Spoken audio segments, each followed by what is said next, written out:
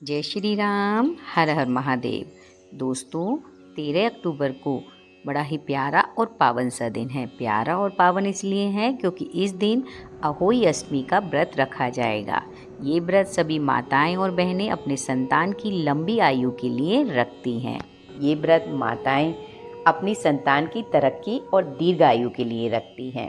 तो दोस्तों, अहोई अष्टमी के दिन आप पूजा की थाली में एक चीज़ रखना बिल्कुल भी ना भूलें।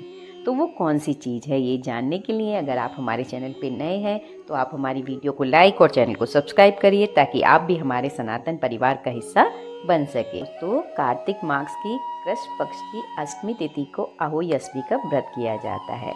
ये व्रत करवा चौथ से ठीक 4 दिन बाद आता है।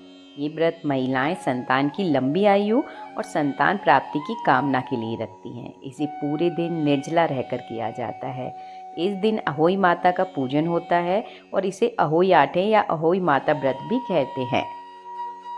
दोस्तों, शास्त्रों के अनुसार अहोई अष्टमी की पूजा के लिए महिलाओं को अहोई माता की प्रतिमा, स्याऊ की माला, दीपक, करवा, रोली, अक्षत, धूप, कलावा, श्रीफल, माता के लिए श्रृंगार का सामान, बायना, भोग के लिए पूरी, पुए, चावल की कटोरी, मूली, फल, सिंगाड़े, खीर, वस्त्र और बायना के लिए दक्षिणा आदि चीज़ों की ज़रूरत होती है। दोस्तों, इस दिन सभी महिलाएं सूर्योदय से पहले उठकर स्नान आदि से निर्वत होकर निर्जला व्रत का संकल्प लेती हैं अपनी संतान की लंबी आयु के लिए।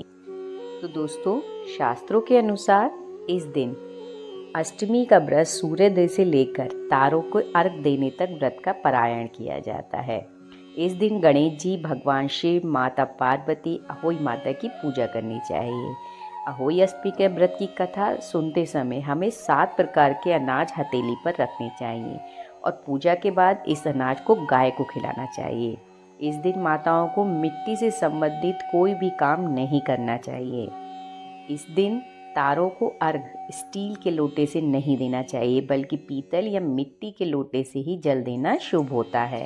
साथ ही इस दिन तामसिक भोजन का प्रयोग भी नहीं करना चाहिए। तो दोस्तों, अहोई माता की पूजा करते समय आप माता को कुमकुम का तिलक लगाएं। उसके बाद उनको फूल अर्पित करें, माँ के समक्ष घी का दीपक जलाएं और उन्हें हलवे का भोग लगाएं और बाद में कथा पढ़कर घी के दीपक से आरती करें। दोस्तों, ऐसा करने से माता अहोई की कृपा आपकी संतान पर हमेशा बनी रहती है। और दोस्तों, निसंतान दंपतियों के लिए तो ये दिन बहुत महत्वपूर्ण है। उन लोगों को पुत्र प्राप्ति के आशीर्वाद के लिए ही अहोई अष्टमी की पूजा और व्रत अवश्य करना चाहिए। साथ ही हमारे यहाँ ये भी कहा जाता है कि इस खास दिन पर अगर जोड़ा मथुरा के राधा कुंड में स्नान करता है तो उन्हें निश्चय ही पुत्र रत्न की प्राप्ति होती है। दोस्तों, हर हर महादेव, जय श्री राम।